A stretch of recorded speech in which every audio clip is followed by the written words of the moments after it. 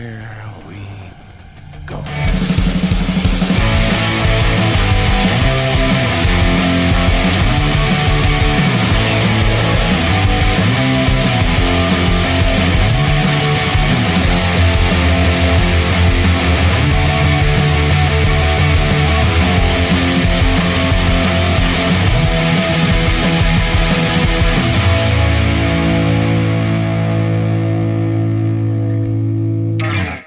Fabri, how are we doing? Hello guys, ready finally without the market, but always in the business. Are you more relaxed?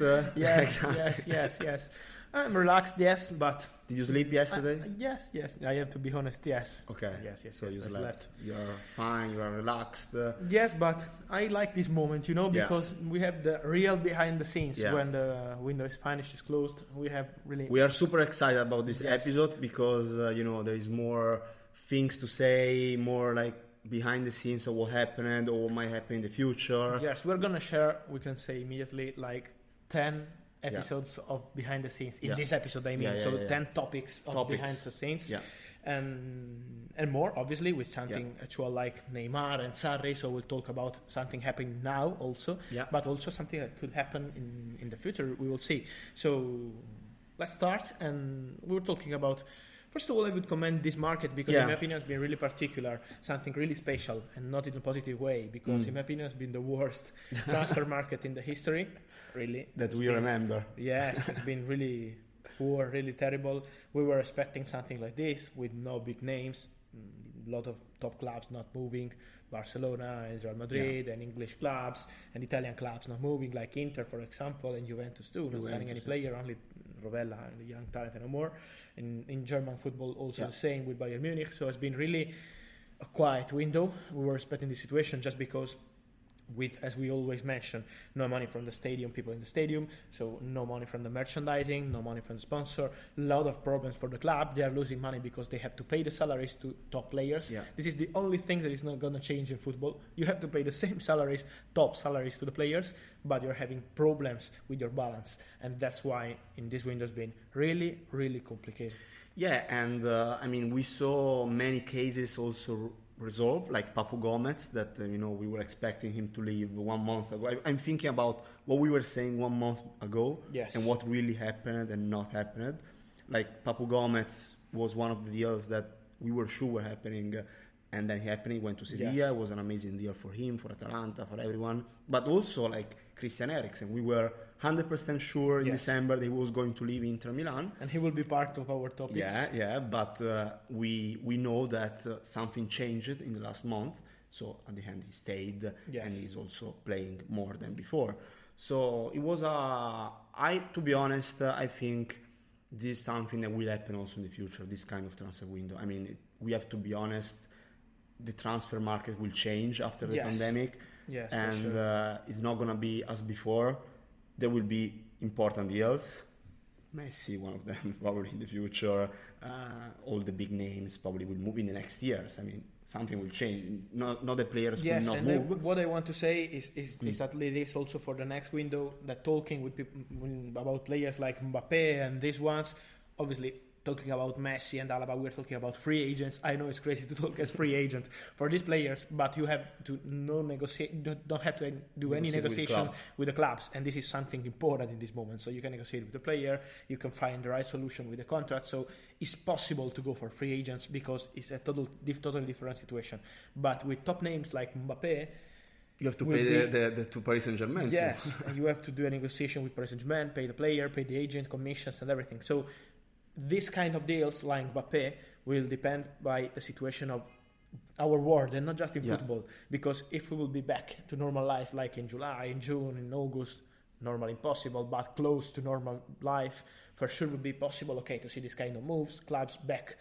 Because the key is about the fans. If the fans will be back in the stadium, we have football back. Without fans in the stadium, it will be really difficult to pay like 200 million euros to Paris Saint-Germain to sign Mbappe, and then giving him like 30 million euros per season after taxes. Because fans back in the stadia are like a key and a signal of back to normality. Yes. So like it's like life. I make an investment if I know that in the future there is a possibility that we are going to be back in normal life. right now we have a hope. Imagine signing. It seems so stupid, but this is also something of football today. Imagine signing Mbappé to Real Madrid, for example. I'm making an example, obviously, or to Liverpool or to any other club in the world. You are signing Mbappé, and you have the store of the club closed just because you can't sign. You can buy his jersey all over the world, not obviously only Spain. So imagine how stupid it will be for this kind of clubs to do this kind of investment in this summer. Yeah. So that's why the situation will depend by the situation of general pandemic situation. Yeah, we're not saying it's impossible, to be clear. I mean, we're not saying that big transfer won't happen in the summer, but it will depend. Free transfers, quote unquote free, because we see the numbers of Messi this week. So saying Messi is free is not like a good way to say that, but it's the future probably, and it's already the reality. Yes. This is something that was already happening before the pandemic, and now it moved quickly with the pandemic. Yes. But let's move to something like what happened and what we think about the transfer market. What do you think was the best deal of the winter transfer window of 2021? Why? I go with Odegaard. Because in my opinion Arsenal did an amazing window, really an amazing work. And I want to mention Odegaard because if you told me like in December, okay, Odegaard is moving to Arsenal, I would say, okay, it's really complicated because, after losing the opportunity with Szoboszlai moving to Leipzig, losing the opportunity with Aouar because the player didn't want to move in January and was impossible to negotiate with Lyon. So it was really difficult to sign this quality midfielder, Yeah. And going for Odegaard on loan, it's a big, big opportunity for Arsenal, in my opinion. They have been great to move like immediately because the deal between Real Sociedad and Real Madrid for Odegaard on loan was really one step away from being completed. Yeah. So it was really, really close. But when they had this possibility, immediately Arteta called the player and everything, as we mentioned in our podcast, and he decided to go. But having this kind of player, okay, it's a loan, but next season you can negotiate with Real Madrid. It will depend by the new manager of Real Madrid and everything. But what a player, in my opinion, real talent and big opportunity for Arsenal. So in my opinion, really good and smart business. For me, the best one, because you mentioned it also, but was probably the most important deal of the winter transfer window, was Szoboszlai to Leipzig. We almost forgot about that because it happened like almost 2 months ago now. But for me, I mean, now of course there is an injury, so it will take time. But thinking about the future, that was the best deal for because 25 million for that kind of player, it's a bargain in this moment. I agree. Okay, let's move to managers and like sport directors, that side of the transfer window.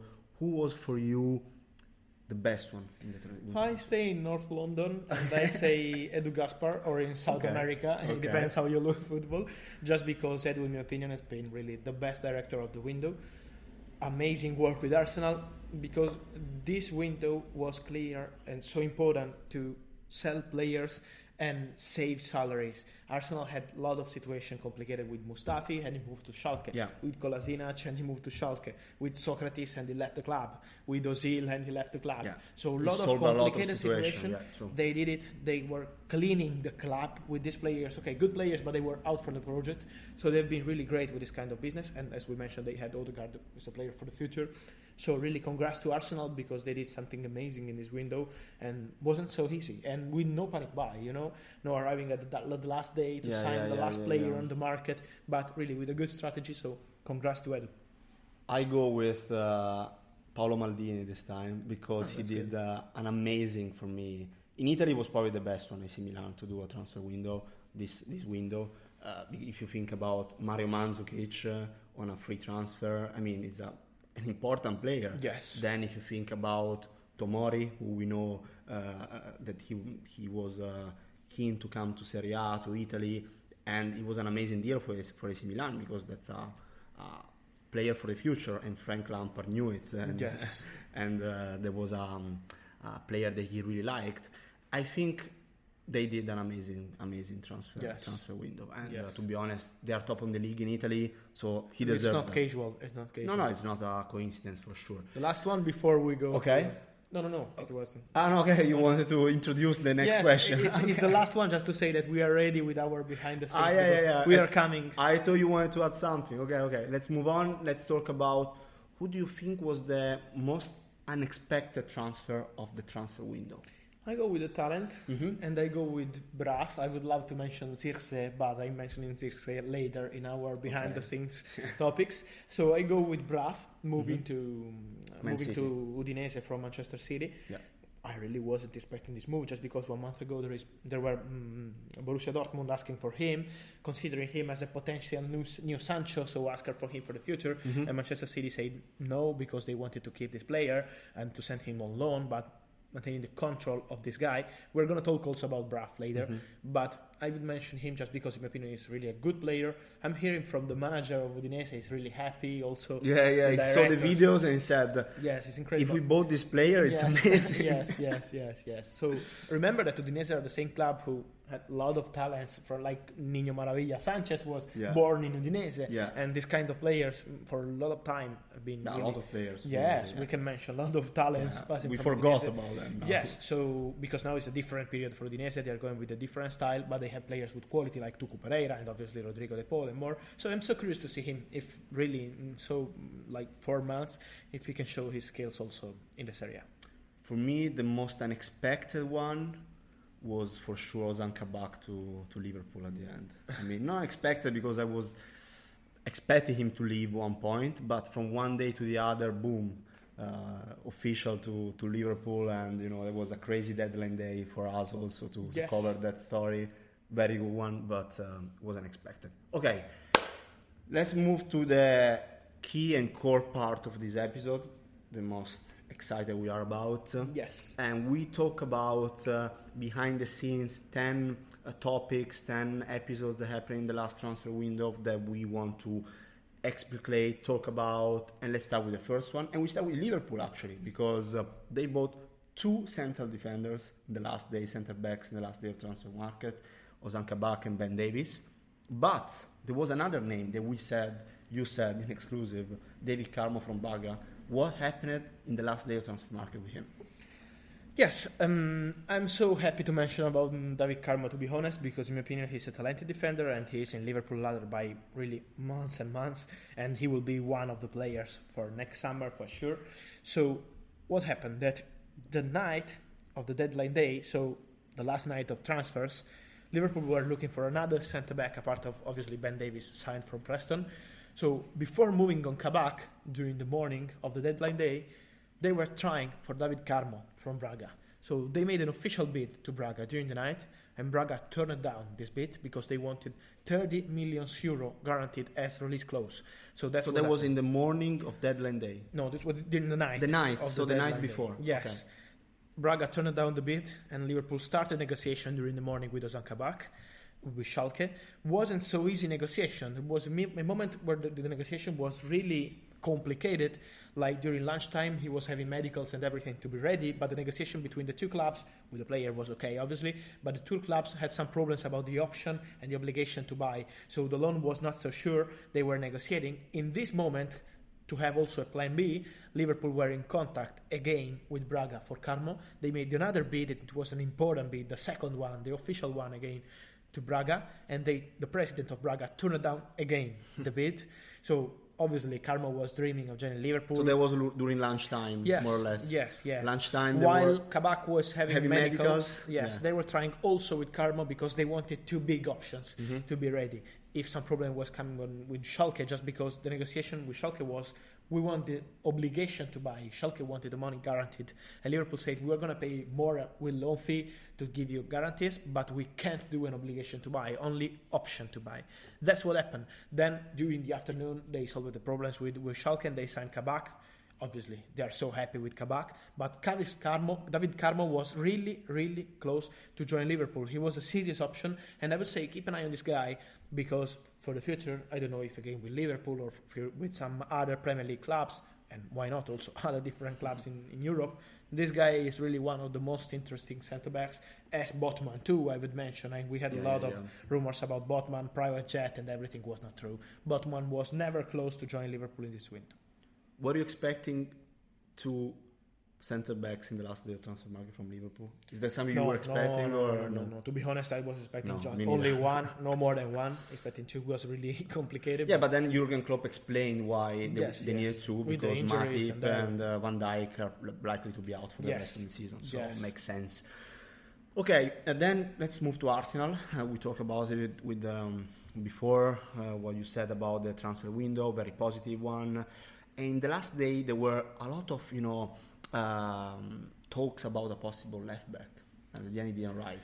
Yes, because they had different options like Van Aanholt, and they also had the option of Bertrand, so they were considering different options, but they said, okay, we can stay with this team and wait for Tierney, and then we will see. But next summer, at the moment, there is nothing advanced for next summer. But they were trying also for Junior Firpo. As Gerard Romero has reported in Spain, it was absolutely true, just because Junior Firpo was in the list of AC Milan for this window. Yeah. And he said no just because he didn't want to move from Spain because of personal reasons, and it was the same answer to Arsenal. So they were trying for him on loan with buy option, paying a loan fee and paying his salary from Barcelona. Barcelona were open on this deal, but the player, for personal reason, had the preference of staying at Barcelona and moving next summer. So that's why the situation wasn't so easy on deadline day. But Junior Firpo was a real target for Arsenal.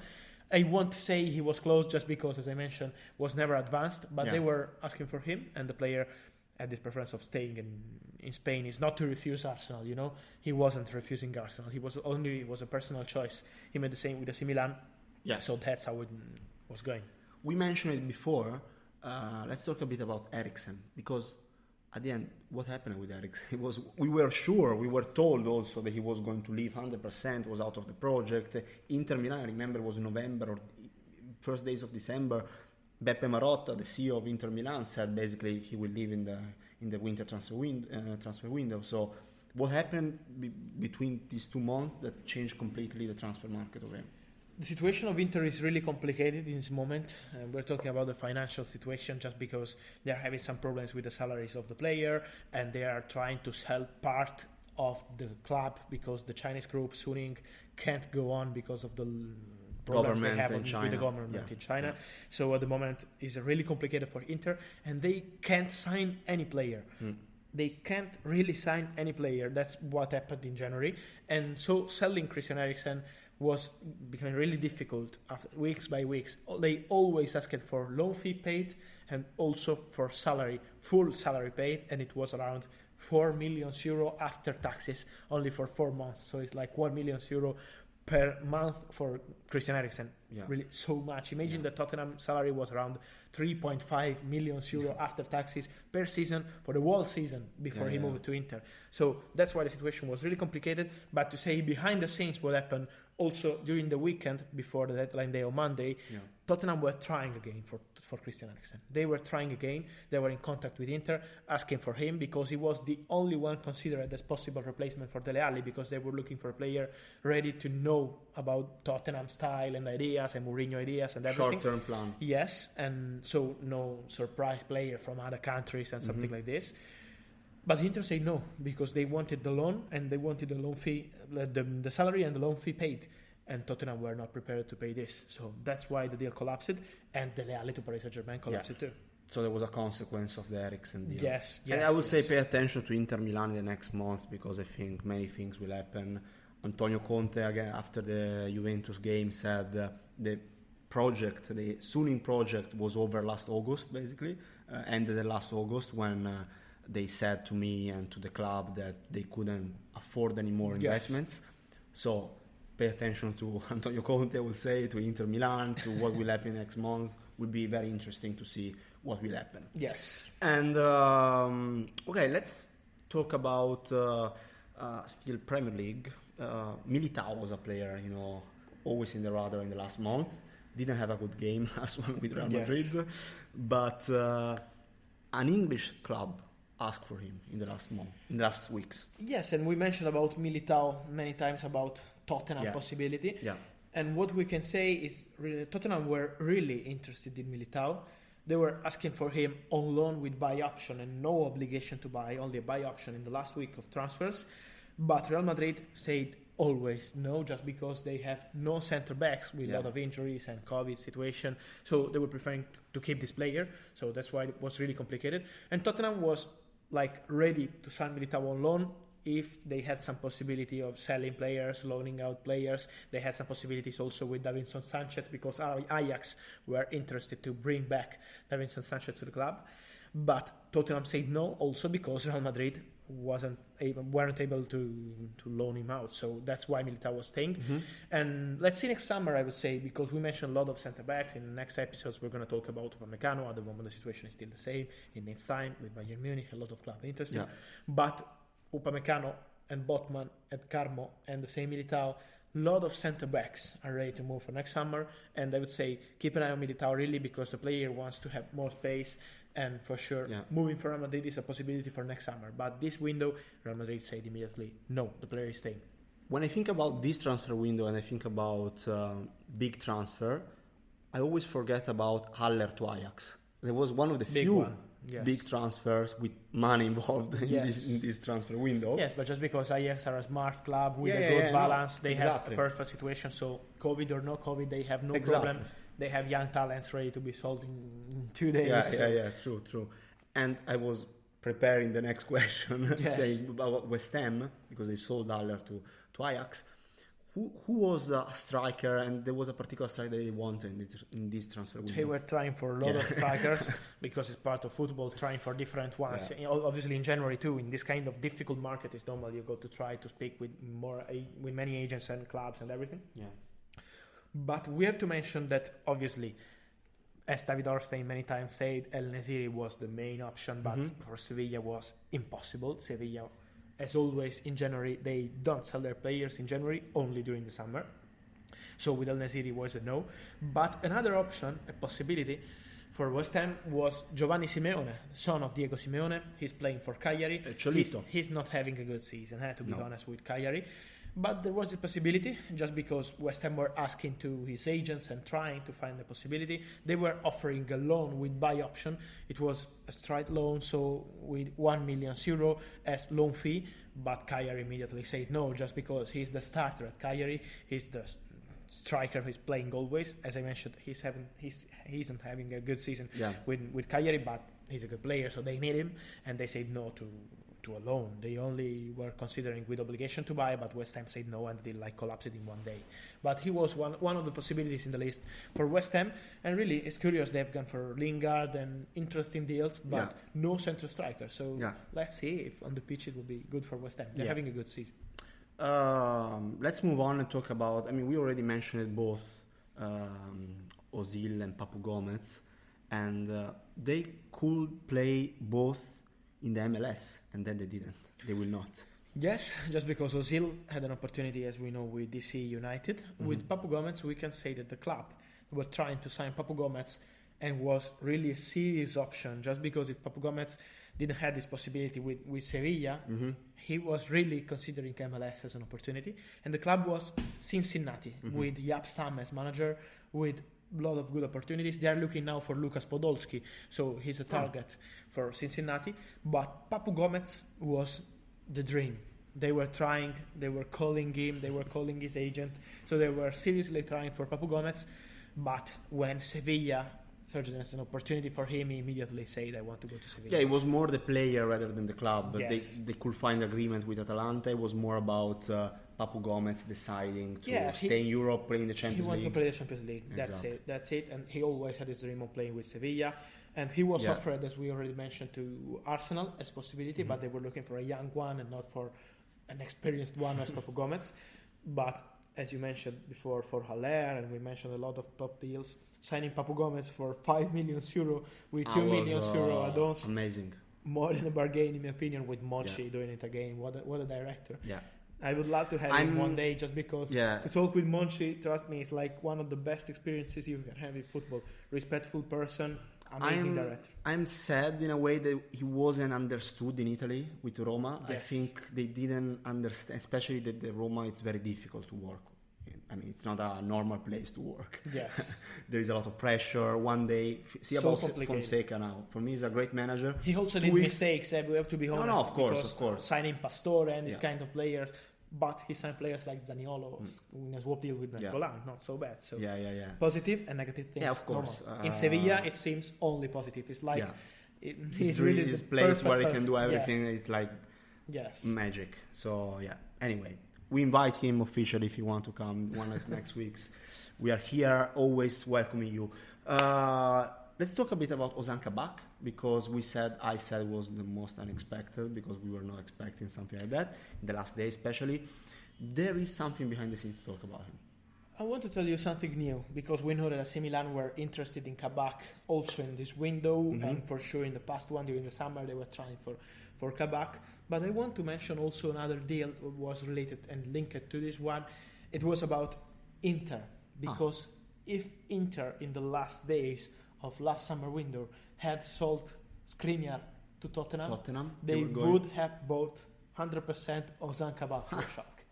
He was the man. So he was linked to Skriniar. It was impossible for Skriniar to move in January, as we mentioned many times. Inter were going to keep him. But in the last days of But in the last days, yes, he was really close to Tottenham. Obviously, we're talking about last summer. He was really close, and Inter were ready to go for Kabak. He was the main option also because Milenkovic from Fiorentina was another option. And we were talking about centre-backs for next summer. So with Militao, with Upamecano, with Botman, we can add also the name of Milenkovic, because his contract is going to expire with Fiorentina in 1 year and a half, and he's not going to extend his contract, so keep an eye on Milenkovic. But Inter were really, really pushing for Kabak. He was open to move also to the Serie A and not only to the Premier League, but trust me, when Liverpool called him, Kabak was like flying in the medical center of Schalke to have his test and fight to Liverpool some hours later. Makes sense. We already mentioned it, Braff. You said it was an unexpected, amazing deal for Udinese. I mean, there was a bit of confusion about the buyout option, the clauses. Why Manchester City at the end considered that? Yes, they agreed the deal during the weekend without the buy clause, the buy option. That's why they announced the deal in the last minutes and not the day before. You know, there was a bit of one of the last ones. Tension at the end, because they announced it after the end of transfer window in Italy. Yes, officially. And that's because happened just because, as we mentioned, they agreed the deal for a normal loan, so straight loan, only for 6 months, and then player coming back to Manchester City in the summer. But Udinese were trying to have this buy option, and there was a negotiation with the agents and everything. They found the agreement, so Udinese had the buy option for Braff. We can confirm that is true. They had the buy option, but Manchester City, talking with Udinese, they know that they are like in control of the situation. So it's not happening that, for example, Udinese are going to sign the player next summer, then another club is coming, and Manchester City are losing the control on the player. It's not a new Sancho. Exactly. If another club will arrive and try for Braff, he sees performing, showing his skills in Serie A, for sure Manchester City will always be like under control of the situation, so in contact with Udinese about what's going on Braff, and they will have like the player always in their radar, ready to be back in Manchester if they want. Talking about one of the deadline day deals, also one of the most important in Italy, I would say, it's Zirkzee. He went to Parma at the end, and he was also close in the radar to Everton. I mean, not close, I but... wanted to give you another behind the scenes, because I received a message from a good talent, a top talent on Instagram, a player, I'm talking about a player, when I was sharing the news of Zirkzee moving to Parma, and he told me, this guy is really a true talent, trust me, one of the best I met on the pitch in the past, playing with obviously young national teams, you know, the under 21 and more, and he told me, pay attention to this guy Zirkzee because he's fantastic. And yes, as you mentioned, it was a race between Everton and Parma. Everton had a plan to send him possible on loan and not keeping the player in these 6 months. And that's why, obviously, the player was hearing from Parma. And we have to mention that Parma have really an interesting project. If you look at the table, you would say, okay, it's a complicated situation. They are fighting for the relegation and everything. So they are having a difficult moment. But the president of Parma, he's American, he's Kyle Kraus, and we're talking about him all the time just because he's an amazing project with a lot of young talents, with great ideas, planning for the future and not only for the present. So now it's a complicated situation, but they're planning already for the future. And Zirkzee had the possibility of playing as a starter because Parma want him to play and not just to have a young talent on the bench. And he was really attracted by this project, by the president ideas. And in my opinion, signing this player, moving from Bayern Munich to Parma with a buy option, because there is the buy option for 50 million euro, really, congrats to Parma, because it's a big one. But to explain to you more about this project, Parma were also close to sign Todibo from Barcelona, Benfica on loan, but from Barcelona. They were trying for Todibo many times during this window, with a loan, with buy option, also with a possible obligation. Then when Nice arrived, he decided to go to Nice. And as we mentioned, also our exclusive details about this buy option. Yeah. Yes, with Barcelona and Nice, with a percentage on future sale for Barcelona. So they find agreement with Nice, and it was impossible. But Parma were trying for Todibo. They signed Circe. They have a good project, really. And for Everton, the problem was that the player was going to probably leave the club on loan, and that's why he was convinced about Parma. Yeah, Parma is a very interesting project. Let me add about Everton.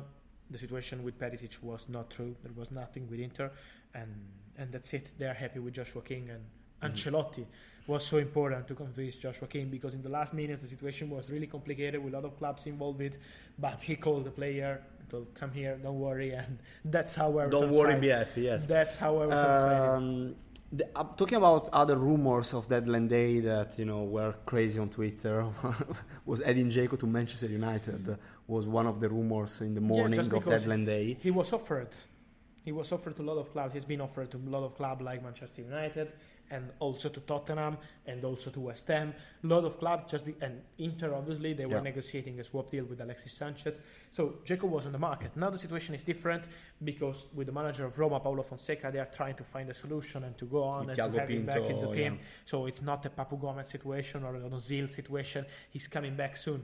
But he was on the market, and he's been offered to a lot of clubs, but Manchester United immediately said no. They were not considering him as a real option, just because they are happy with Cavani, and they have also the salary of Edin Dzeko is very, very high. 7.5 million euros after taxes per season. Yeah. So for a club like Roma, who was not used to have this kind of salary, so it's a very important one. Yes. Okay, we finished our part of...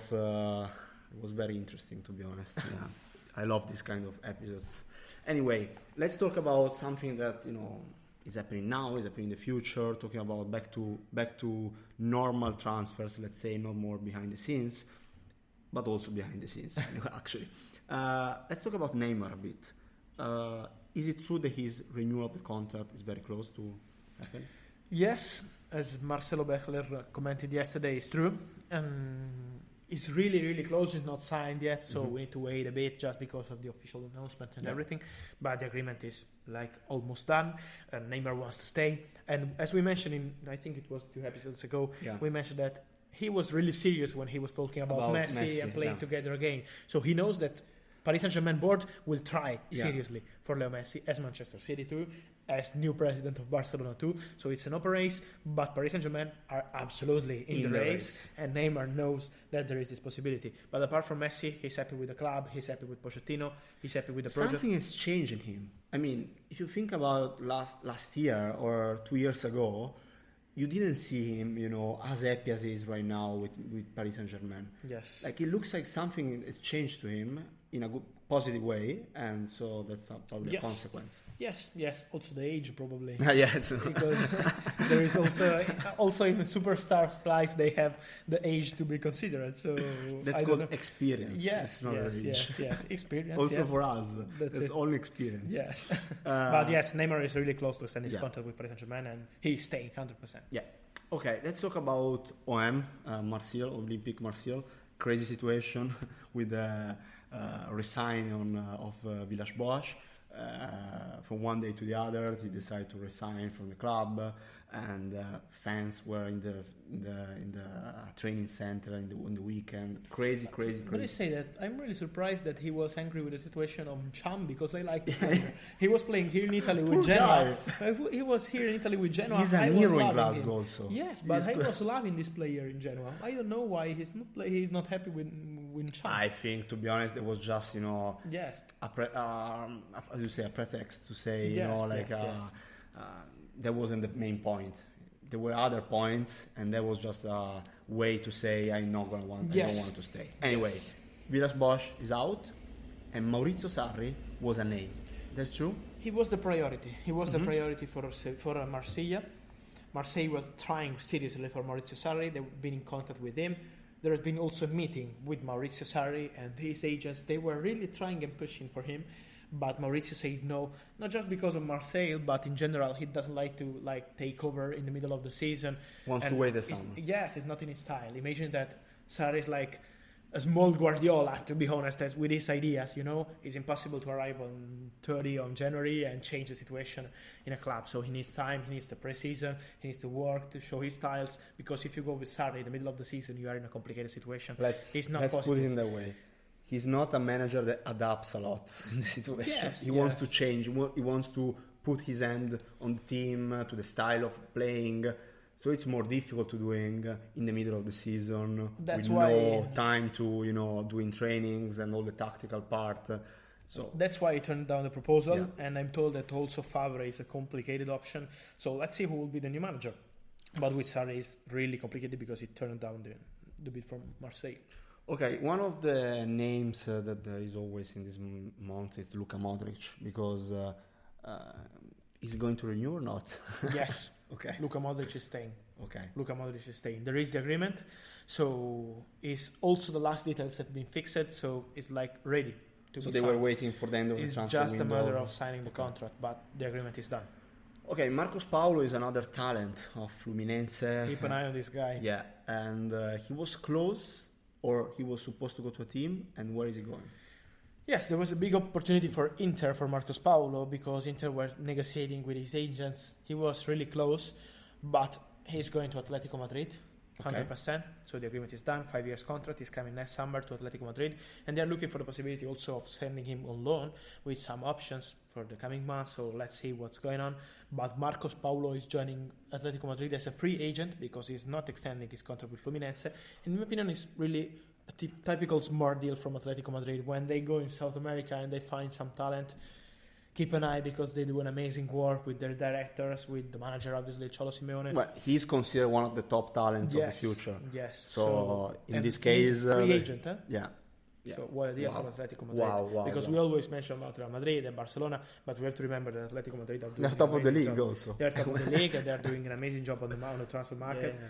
And this podcast was the only one last summer to say that Luis Suarez was going to join Atletico Madrid and not Juventus. Yeah. Just because all over the world they were mentioning about Juventus, but we always say Atletico Madrid. Yeah. And it wasn't a bad deal, I think. No.